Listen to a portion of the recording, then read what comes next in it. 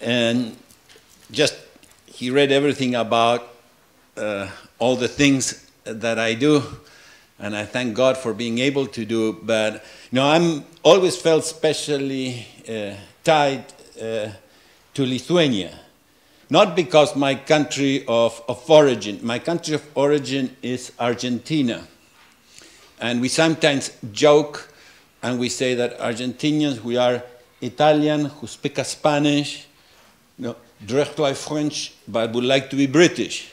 You know, but we were really a land of immigrants. You know, one of my grandfathers got his doctorate in the University of Vienna, the other one in Canada, and Argentina was a land of opportunity. But by lack of efforts, civil society working together for the good, we did not have that. Bad ideas, my country turned into a big problem. But as I do not know where my surname comes from, you know, I recently did a genetic test to see if I could find something about my life. Yes, I am 33% Italian Greek, but then I'm 25% Eastern European. So these are some Polish friends over there, but perhaps I have Italian, Lithuanian blood. But apart from that, something that really tied me, it was tonight I might say a little bit more about. In January of 1990, when the tanks were still coming, there was a delegation of you, small, courageous, wanting to start an effort to defend freedom in Lithuania. And that meeting marked me for life. And just a little anecdote about scarcity.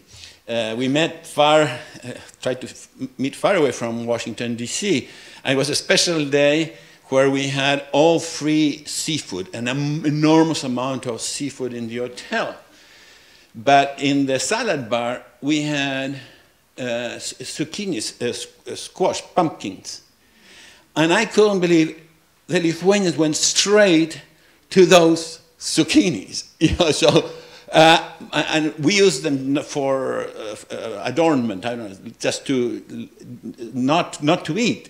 They're in one piece. But basically, to me, wow, what prices must have been so destroyed that they had scarcity of these vegetables, you know, at that time. I was completely, so I was saying scarcity is so relative. I went straight to the most expensive seafood, you know. Now, I say this because each topic in economics, you know, use the word difficult, ontology, you know, what is ontology? These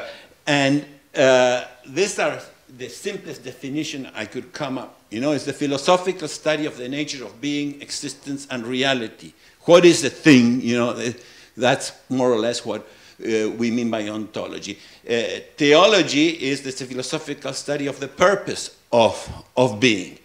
And both are tremendously important to study any reality in its all sense.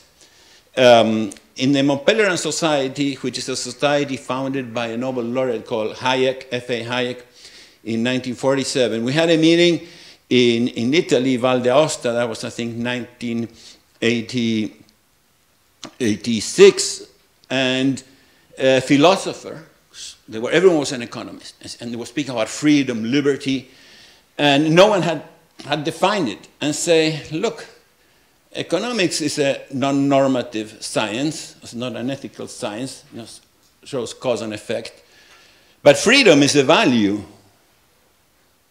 You know, and liberty is a value. And if you don't have an ontology or a teleology, you know, how can you say that you are defending freedom correctly? The economists in the room could not understand what he was saying. The president at the time was a positive philosopher and economist from Japan, Shiaki Nishiyama, and stood up. What are these big worlds? You know, ontology, teleology. Why do we need them? We need them because human being is complex, reality is complex, God made a beautiful world, and we only analyze one little aspect of life, we will likely miss reality. And so economics, believe it or not, was born out of ethics, out of moral philosophy. I carry in my tie, usually I wear a tie with Adam Smith, who in 1776 came out with the book about what makes the nations wealthy. Before that, he wrote another book on morality called The Theory of Moral Sentiments. And in his tombs, he was already famous with the theory of moral sentiments.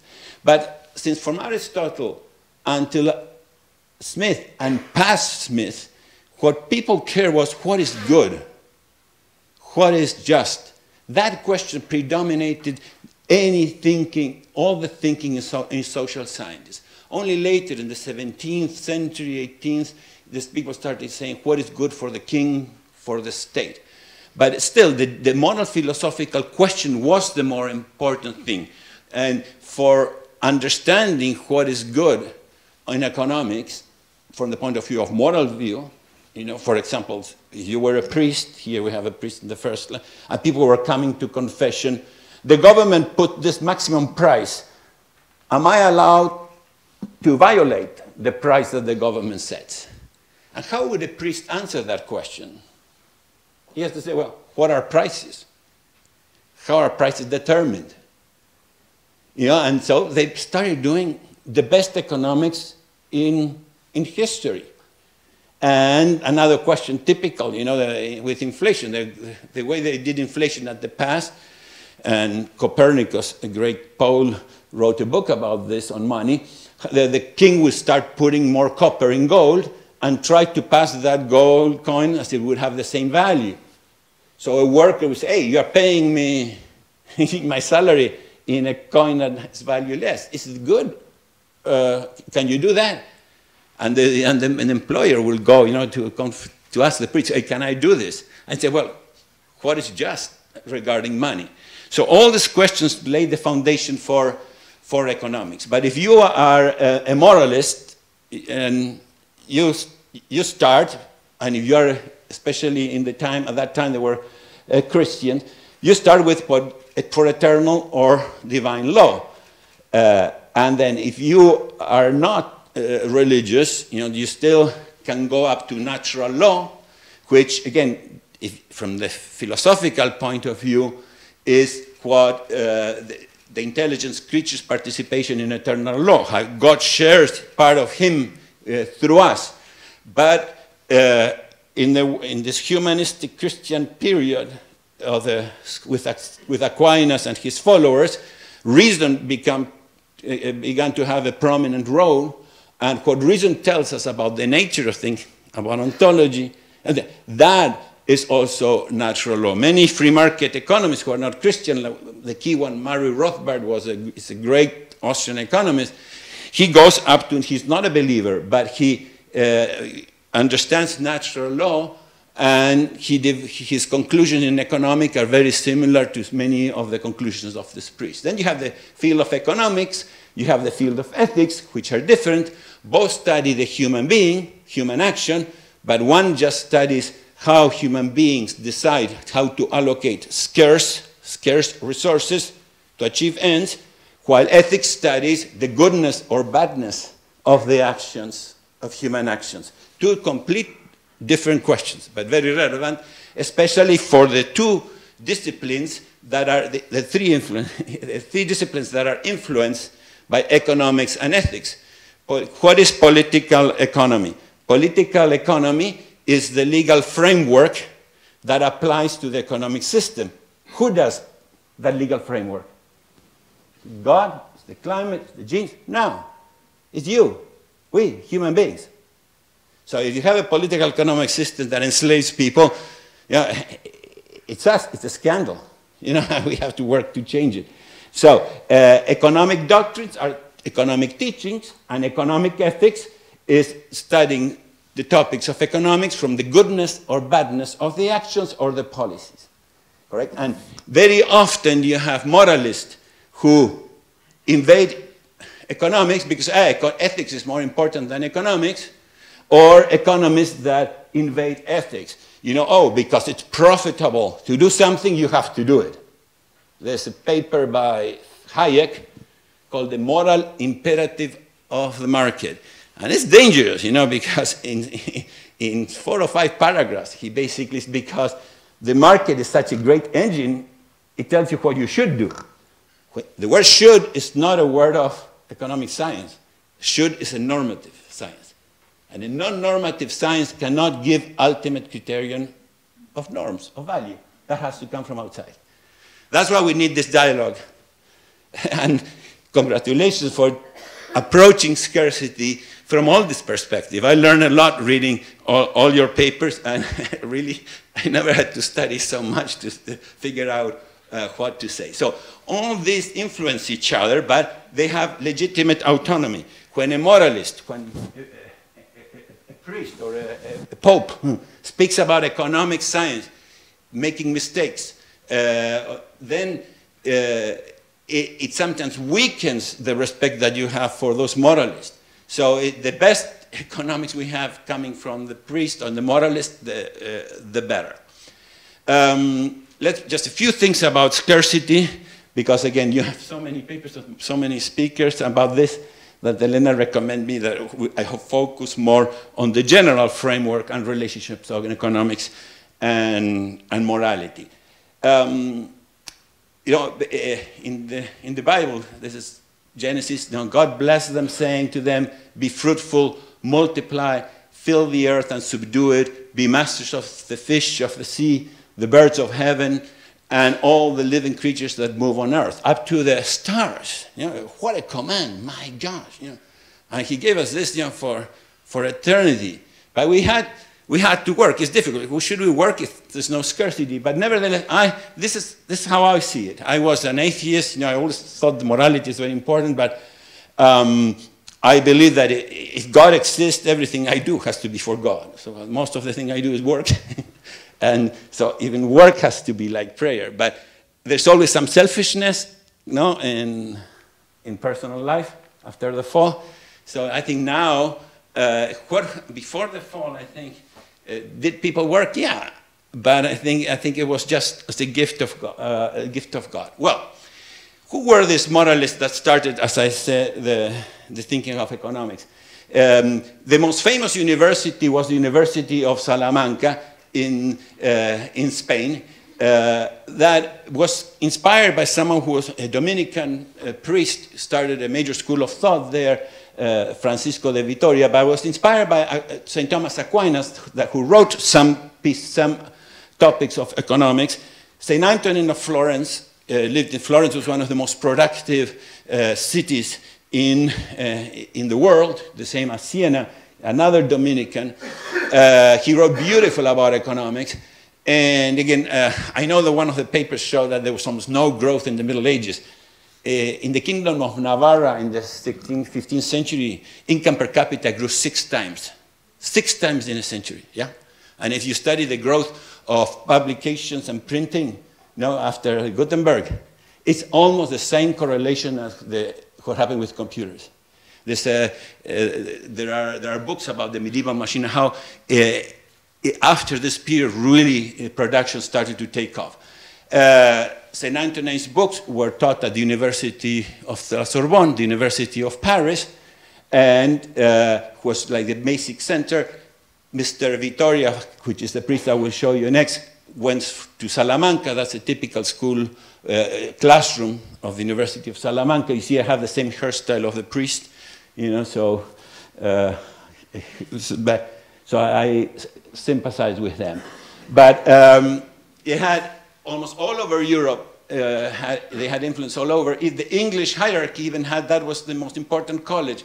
They had a college for the training of priests there, the Minor College of St. Thomas of Canterbury, and who started in 1510 in Salamanca. It was not only the university, let's see, and the Irish, sorry, I passed that. The Irish in 1592 also started a school there. So a few people know about this, but all these ideas went to England, even the idea of representative government through the Dominican order, which was the first big institution to use representative government. That's politics, not economics, but very important. Another university that was not Salamanca was, today is called the Complutense in Madrid. Alcalá is an Arab name, as you know. Another super university at the time was the College of Rome, the first university started by the Jesuits, and where it was like the Harvard of political science, I would say, because they had the best, some of the three authors that are super famous, at least, Francisco Suarez and Robert Bellarmine, and Juan de Mariana. The last two are very important for the United States. Why? Because the book by Robert Bellarmine on the government, on how government should respond to the people, was at Princeton, and James Madison's works are very similar to Bellarmine. And Juan de Mariana, also very important. People remember to say that he was the great defender of tyrannicide. Aquinas spoke a little bit about tyrannicide too. But he wrote one of the best treatises on economics in 1609 about inflation and how it is corrupting, how it's stealing, and why governments inflate because they spend too much. Thomas Jefferson, one of the founding fathers of the United States, gave the books of Juan de Mariana as a gift to James Madison. So again, this is a history that few people know, and I think as it was born in Europe, I think it's a tradition of liberty that should be recognized. Some of the great scholars of civilization, I think at least in the world of free society, that the Lithuanian Free Market Institute have recognized it. One of them is F.A. Hayek, who frequently recognized the work of the late scholastics. Lord Acton wrote that the greater part of the liberal ideas of Milton, Locke, and Rousseau may be found in the works of the Salamanca Jesuits. I show you that it was not Jesuits, that's a mistake. The Dominicans, the Franciscans, all thought similar way. Raymond de Roover, Marjorie Grice Hutchinson, Mary Robert, and Joseph Schumpeter are other superstars who recognize the work of these authors. What were their major contributions to the economy? The most important is the anthropology, the focus on the human person as individual being distinguished by its freedom, its social inclination, and spiritual component. The human being was much richer than the one that I studied in economics in the Catholic University. For us, the acting being is an adult profit maximizer, you know, and afraid to speak about spirit, afraid to speak about social values. So we just focus on the individual, you know, and the individual is fine. We are individuals, but cows are also individuals. The name individual is called indivisus, Latin. Means that if you divide a being, you don't get two beings. You divide a cow, you don't have two little cowies. You kill the cow. If you divide a log, you get two logs. So there's an order in creation, and some people that put nature about the human being can't solve the problem of environmental politics very easily, because it's very hard for them to solve some of the conflicts that appear. Another great important thing is the emphasis on the importance of private property for a more peaceful and productive and ethical social order. That was a key point, great defenses of private property. Their conclusions about the importance of the right to trade, both nationally and internationally. They thought that international trade was, and free trade, a human right, and more than the Scottish philosophers, so they even criticize they go too far in their defense for free trade as a way to solve scarcity. Just the first writings in the Americas were the priests that came to what is today Haiti and Dominican Republic, and they have to rely on a mercantilist system. They had we have to ask permission. We cannot trade with our neighbor without going through Seville, the mercantilist system. That was crazy. So they started writing in favor of free trade to solve the problem of scarcity. The relevance of sound money, I already spoke. You know, there were great champions of sound money, and they realized that the big culprit for inflation was the state, the prince, was not the merchant, the greedy merchant.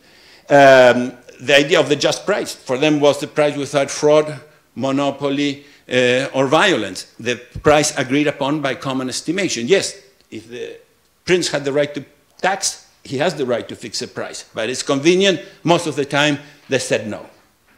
I have a book written about this, translated in many languages, so I will not go into it.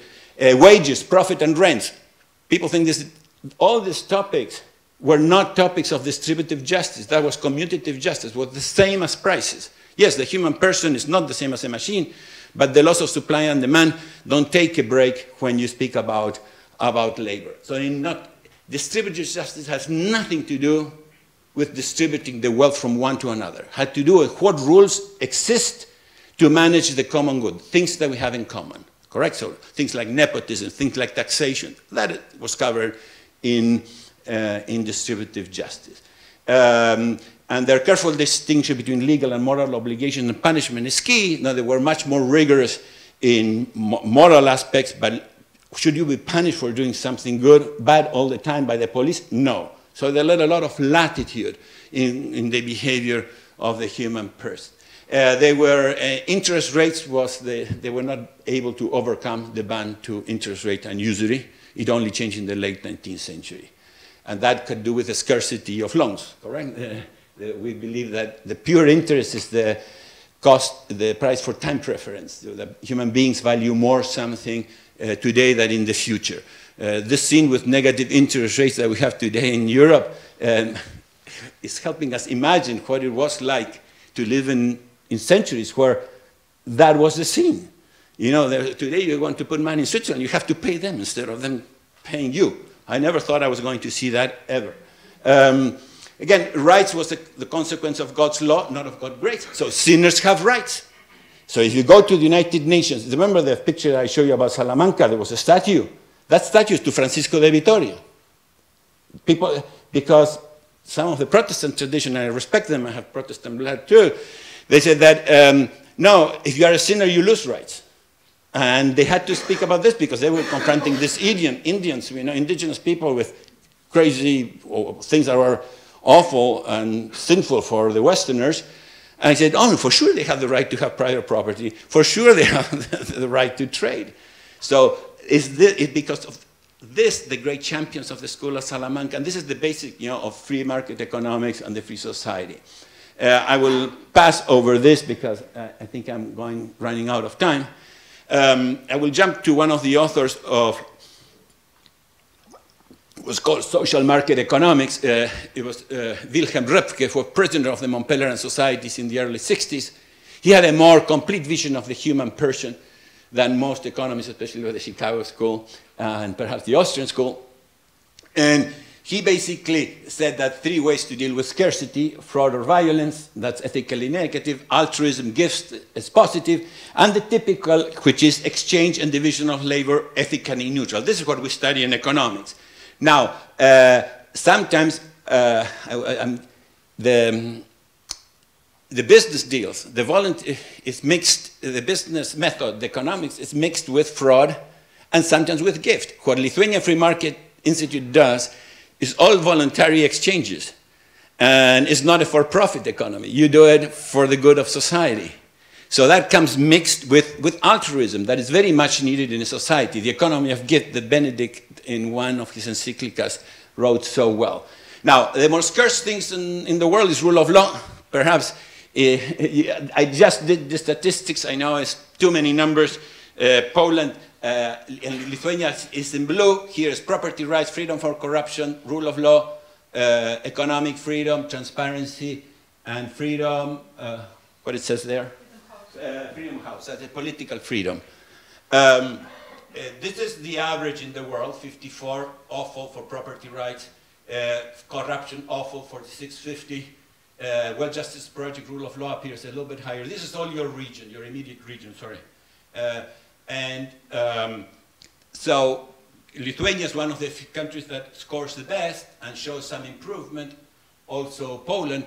Politically, it's a scandal. It's one of the regions that have gone worse. But this, correct? The fact that people who defend the morality of capitalism, and you have, you know, almost all the countries fail. I think in most universities you had to get 6 or 7 to pass, correct?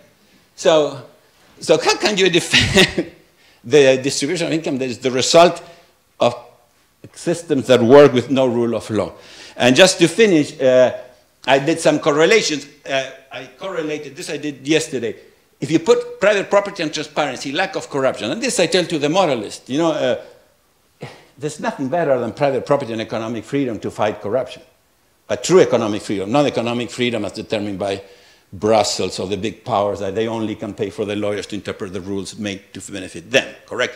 True economic freedom is what you really need for a free and prosperous society. This is a correlation with economic freedom and rule of law, also positive.